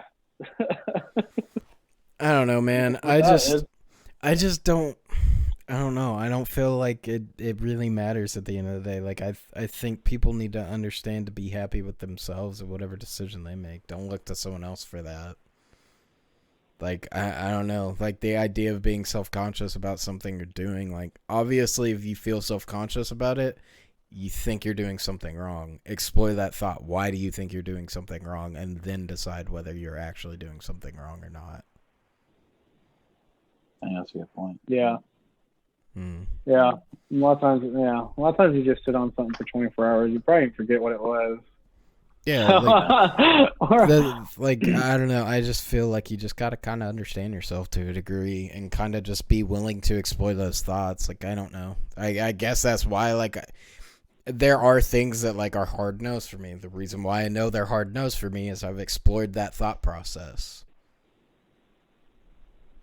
Sometimes I just do stuff for the sake of, like, a whim, and then I, like, kind of feel guilty afterwards, and then I'm like, okay, now after knowing what not to do, I understand why. Or I feel like that's kind of like I feel like that's an impulse control issue. Like, you know what I mean? Like, that's impulse control, well, it's kind of which like, I feel plays a little different. I was saying, like, oh, should I message this girl I've never talked to before? Like, building up the courage to do that, and then you do that, and then you're just like, I shouldn't have done that. Or, it goes fine, and then after the fact, I'm just like, I didn't want to do that anyway. Why did I even feel like doing that? It's like, oh, I was drinking. all right, whatever. So I'm not actually interested in this human being. I'm just like monkey and lizard brain are that's impulse. fighting with each other, and they're looking for some strange. Yeah, I mean, to me, that's just impulse control, and maybe I just have decent impulse control. Like, I don't like doing things on a whim. Like, have I? Yes. Like, everyone has a little bit of impulsiveness to them, but to me, maybe I just got a really good handle on impulse control just because of the way, like, I mean, we've already kind of established, like, amongst all of us that we're all kind of wired different, and I'm wired very differently in the fact that I'm very thought out and calculated in almost everything that I do and every decision that I make. I don't like doing stuff on a whim. It makes me uncomfortable because I don't know what the ramifications could be.